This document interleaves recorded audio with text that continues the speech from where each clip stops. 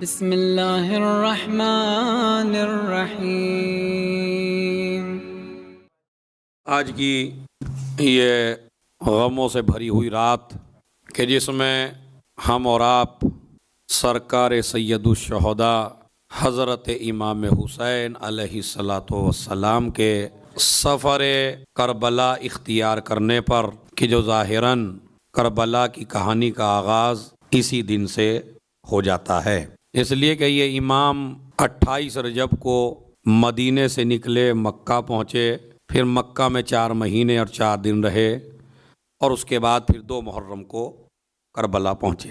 لیکن جو سفر کا آغاز ہے وہ آج سے ہو چکا ہے، اسی لیے اس سفر کی مختلف وجوہات جو ہمارے جوان بھائی بیٹھے ہیں یہاں مجلس میں، یا جو آن لائن سن رہے ہیں، یا جو اس مجلس کو جہاں بھی جس ملک میں بیٹھ کے دیکھ رہے ہیں، کچھ مسائل ایسے ہیں کہ ابھی تک ہمارے جوانوں پہ یہ کلیئر ہی نہیں ہوا کہ امام گئے کیوں تھے۔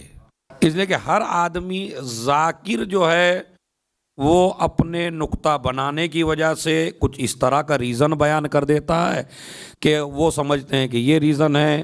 کچھ نوح خان نے بیان کر دیا تو وہ نوح خان کا ریزن سمجھتے ہیں۔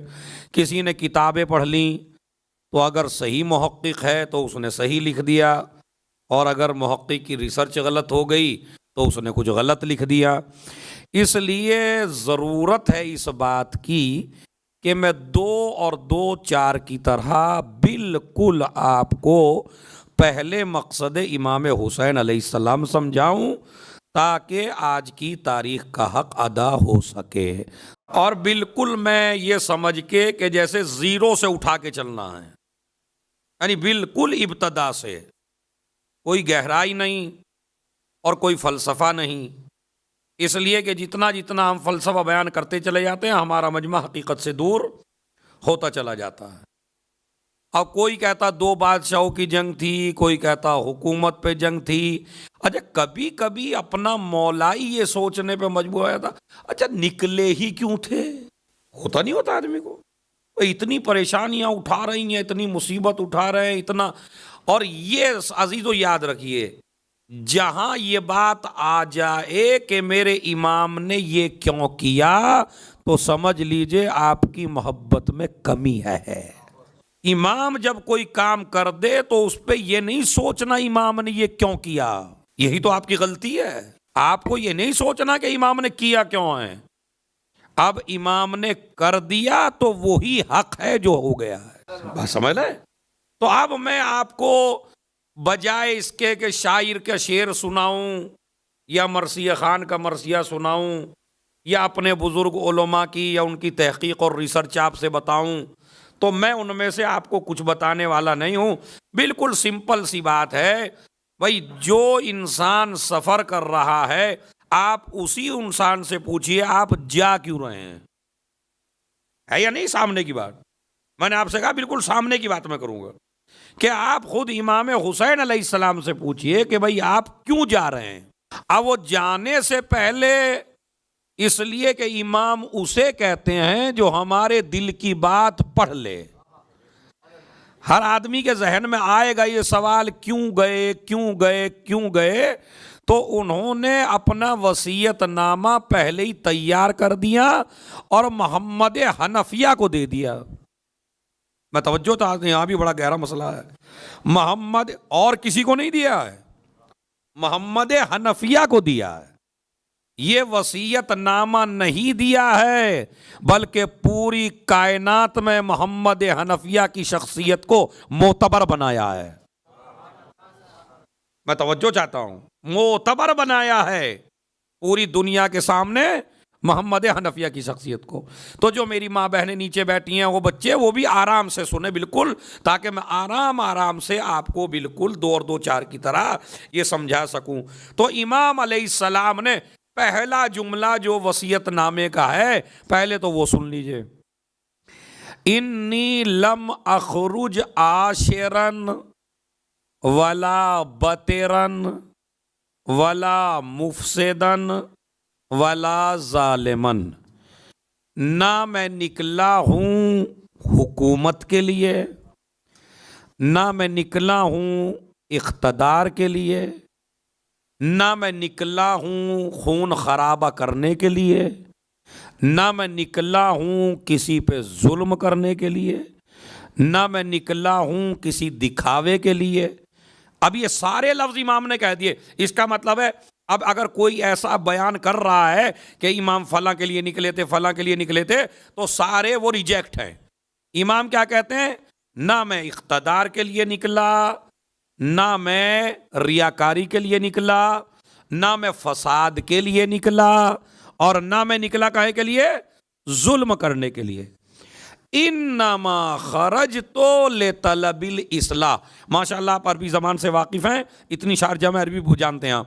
انما خرجت لطلب، یہ جو انما ہوتا ہے عربی زبان میں، عربی گرامر میں، اس کا مطلب حصر ہوتا ہے، یعنی میں صرف اور صرف، میرے جانے کا کوئی ریزن نہیں ہے، صرف اور صرف میں اس لیے نکلا ہوں، انما خرجت لطلب الاصلاح فی امت جدی رسول اللہ، تاکہ میں اپنے نانا کی امت کی اصلاح کر سکوں۔ دیکھیں لفظ کیا ہے؟ انما خرجت لطلب الاصلاح، میں نکلا ہوں کس کے لیے؟ اصلاح کے لیے۔ تو مین کیا ہے سفر امام حسین میں؟ زور سے بولیے سب مل کے، اصلاح ہے نا۔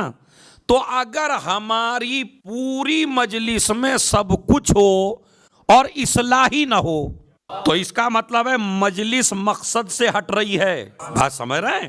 مجلس مقصد سے ہٹ رہی ہے۔ چونکہ سفر کی جو وجوہات امام نے بنائی کہ میں جو نکلا ہوں اب وہ کائے کے لیے؟ لطلب الاصلاح، میرے نانا کی امت کی اصلاح ہو جائے، اصلاح ہو جائے۔ اچھا کیوں ہو جائے اصلاح؟ اب یہ ماشاءاللہ یہاں سے میں نے مجلس شروع کر دیا، میں توجہ چاہتا ہوں، بڑا ایک ایک آدمی سے توجہ چاہتا ہوں۔ میں اصلاح کے لیے کیوں نکلے ہیں بھائی؟ دیکھیں یاد رکھیے، جس کو جس آدمی سے جتنی محبت ہوتی ہے وہ یہ چاہتا ہے کہ جس کو میں چاہتا ہوں وہ کبھی بھی ایسی جگہ پہ نہ رہے کہ جہاں تکلیفیں ہوں، جہاں پریشانیاں ہوں، جہاں مصیبتیں ہوں، جہاں مصیبتوں کا سامنا کرنا پڑے۔ آپ بہترین کمانے والے ہیں، آپ کیا چاہیں گے؟ میرا بھائی بھی عیش میں رہے، میری ماں بھی عیش میں رہے، میری بیوی بھی عیش میں رہے، میرے بچے بھی عیش میں رہے، میرا خاندان بھی عیش میں رہے۔ یہ آپ گوارا نہیں کر سکتے کہ آپ کے حالات اچھے ہوں اور آپ کے رشتہ دار، ماں باپ، بیوی، بچے پریشانیوں میں زندگی گزاریں۔ تو اس کا مطلب یہ ہے کہ جو آدمی اچھی جگہ پہ رہتا ہے وہ اپنے چاہنے والوں کو بھی چاہتا ہے کہ یہ اچھی جگہ پہ رہیں، یہی محبت کا تقاضا ہے۔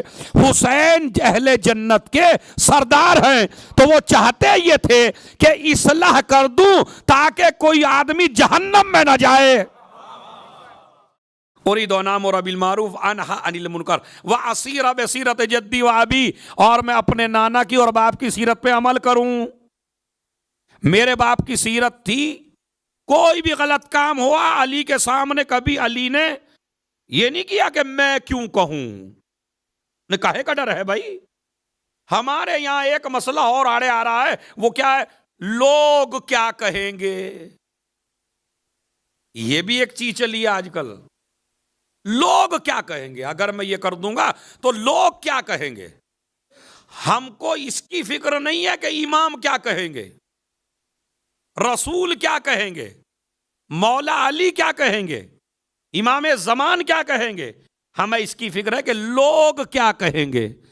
مت اگر ایک جگہ مس گیدرنگ ہو رہی ہے، ارے بھائی اگر ہم نہ گئے تو وہ تو تعلقات توڑ لیں گے، وہ تو ناراض ہو جائیں گے۔ ہو رہا ہے مرد عورت ایک ساتھ ہیں بالکل بے حجاب، اور آپ سے کہیے آپ نہ جائیے، ارے مولانا کیسی باتیں کرتے ہو، اتنے تعلقات ہیں میرے، بھلا وہ تعلقات وہ کیا کہے گا۔ اور اگر اس محفل میں گئے تو امام کیا کہے گا، اہل بیت کیا کہیں گے، اللہ کیا کہے گا۔ امام حسین کی زندگی میں یہی بات موجود ہے کہ امام حسین بنے ہی تب ہیں، کبھی یہ فکر نہیں کی کہ لوگ کیا کہیں گے۔ ہمیشہ اسی فکر میں ہے میرا خدا کیا چاہتا ہے۔ اب سمجھ محسوس کر رہے ہیں نا آپ یہ باتیں گہرائی؟ امر بالمعروف کرو نہیں انل، امر بالمعروف تبھی کرو گے جب خود نیکی پہ عمل کرو. یہ نہیں سوچنا لوگ کیا. آج کی مجلس کا عنوان ہے یہی، کبھی بھی کوئی نیک کام کرتے ہوئے یہ نہیں سوچنا لوگ کیا. ان کا کام تو کہنا ہی ہے. اچھا آپ کے پاس کیا گارنٹی ہے کہ جب آپ ان کے مزاج کے ہوں تو یہ نہیں کہتے آپ کو؟ مطلب کوئی گارنٹی ہے آپ کے پاس میں آپ کے بعد آپ کو کیا کہتا ہوں؟ کوئی بھی نہیں ہے. آپ مجھے کیا کہتے ہیں میرے بعد مجھے پتا ہے. تو اس میں ڈرنے کی بات ہی نہیں ہے کہ آپ کیا کہیں گے. یہ نہ دیکھو، آپ دیکھو شریعت کیا کہتی ہے، اسلام کیا کہتا ہے، حسین ابن علی کیا کہتے ہیں. تو ہمیشہ یہ دیکھنا ہے ہمارا خدا کیا کہتا ہے. ادھر تو میں نے آپ کو یہ سنایا اور ادھر اب سنیے. اگر کوئی آدمی ذرہ برابر بھی دین پر عمل کر لے تو اب حسین کی نظر میں اس کا احترام دیکھیے. اب دیکھیے بھی تو صحیح کہ اگر دین پہ عمل کر لے. ایک باغ سے گزر رہے ہیں، کیا دیکھا؟ ایک باغ میں جو خادم ہے، جو کام کرتا ہے، نوکر ہے، خادم ہے باغ میں، اس کو دیکھا کہ ایک لقمہ خود کھاتا ہے، ایک لقمہ ایک حیوان کو کھلاتا ہے. اب وہ بہرحال اصحاب کہف کا ہے، وہ سمجھ رہے بھائی. اگر نہ نام ہوتا تو میں بھی نہ لیتا، لیکن کلب اصحاب کہف تو جانتے ہی ہیں آپ. تو وہ کلب ہے وہاں، اور اس کو ایک لقمہ خود کھاتا ہے، ایک لقمہ خود کھاتا ہے، ایک لقمہ اسے. میرے مولا اس عمل کو دیکھ کے رک گئے. بڑی گہری مجلس ہے اگر آپ اس کو دلوں پہ لکھ لیں تو، کہ اگر آپ دین پر عمل کر لیں تو آپ کی حیثیت امام کی نظر میں کیا ہے وہ آپ کو بتانا چاہ رہا ہوں میں. ادھر اس نے ایک لقمہ خود کھایا، ایک امام گئے، کہا یہ بتاؤ میاں یہ کیا کر رہے تھے؟ کہا حقدار کو حق دے رہا تھا. بہت بڑا جملہ تھا جو آپ نے ضائع کر دیا. کہا بھائی ٹھیک ہے، تم 4-5 لقمے تم کھا لو، ایک لقمہ اسے ڈال دو. کیا اس لیے کہ یہ حیوان تمہارا منہ تک رہا تھا اس لیے دیا؟ کہا نہیں، اس لیے نہیں دیا فرزند رسول میں نے. کہا کیوں؟ کہا اس لیے دیا کہ یہ برابر کا شریک ہے. کہا برابر کا شریک کیسے؟ کہا باغ کی حفاظت خالی میں نہیں کرتا اکیلے، یہ حیوان بھی میرے ساتھ برابر خدمت کرتا ہے اور حفاظت کرتا ہے. اب سمجھے علی والا اسے کہتے ہیں جو بھائی کا تو بھائی کا، کسی حیوان کا بھی حق نہ مارے. حسین ابن علی بتا رہے ہیں میرا کام ہی ہے. الا وان الحق لا یعمل علیہ، آج حق پہ عمل نہیں ہو رہا ہے اور باطل سے روکا نہیں جا رہا ہے، اس لیے میرا فریضہ ہے کہ میں نکلوں.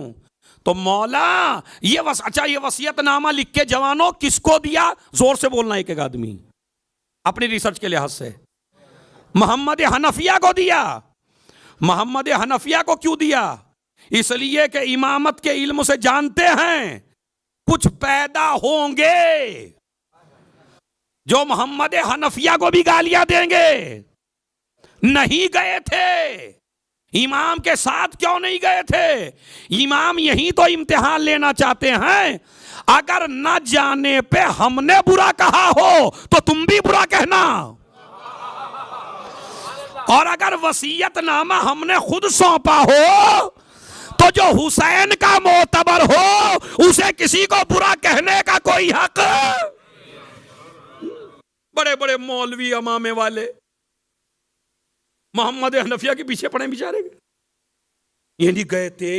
او بھائی اس لیے نہیں. اچھا وجہ بتا دیتا ہوں خدا کی قسم. آج میں محمد حنفیہ کے نہ جانے کی اصل وجہ یہ ہے کہ اگر محمد حنفیہ کو ساتھ میں لے جاتے کربلا تو مدینہ خالی رہ جاتا اور مدینے والے شکایت کرتے، اے اللہ کے رسول، ہمارے پاس کوئی ایسا نہ تھا کہ جس کے قول پہ عمل کر کے ہم ہدایت پا سکیں، حسین چھوڑ کے چلے گئے تھے، اما حسین اپنا خلیفہ بنا کے گئے ہیں محمد حنفیہ۔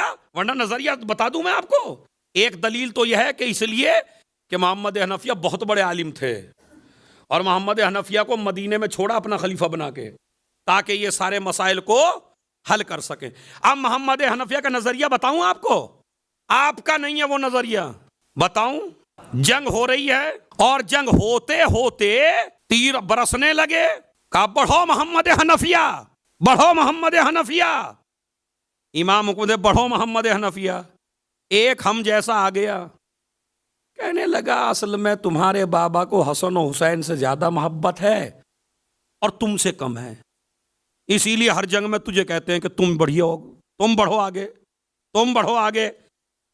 اس کا مطلب ہے لڑائی کرنے والے، لڑائی کرانے والے فتنے مولا علی کے گھر میں بھی لڑائی کرانا چاہتے تھے۔ دیکھیں کتنے بڑے فتنے ہوتے ہیں لوگ۔ محمد حنفیہ کا علم دیکھیے، با خدا کی قسم میں توجہ چاہتا ہوں، علم دیکھیے محمد حنفیہ کا۔ انہوں نے کہا کہ میاں ایک بات کا ہمیں جواب دو۔ کہا بتائیے کیا ہے؟ کہا مجھے یہ بتاؤ، اگر تم میدان جنگ میں ہو اور میدان جنگ میں ایک آدمی نے تیر کا نشانہ لیا تمہاری آنکھوں کا، تو بتاؤ تیر کیسے روکو گے؟ اور انہوں نے کہا ہاتھ سے۔ کہا ہاتھ کی طرف تو اس نے نشانہ ہی نہیں لیا ہے۔ نہیں سمجھے ہی نہیں، یہ ہے عالم۔ ارے بھائی ہاتھ کا نشانہ تھوڑا ہی لیا ہے، ہاتھ تو نیچے، اس نے نشانہ لیا ہے آنکھوں کا۔ کہا نہیں، جب آنکھ پہ حملہ ہوگا تو دفاع کرے گا ہاتھ۔ کہا اس کا مطلب ہے آنکھ دفاع نہیں کرتی۔ یہ مسئلہ اگر تیری سمجھ میں آتا ہے تو ایسے سمجھ لے، حسن و حسین میرے بابا کی آنکھیں ہیں، حسن و حسین میرے بابا کی آنکھیں ہیں اور میں ان کا ہاتھ ہوں۔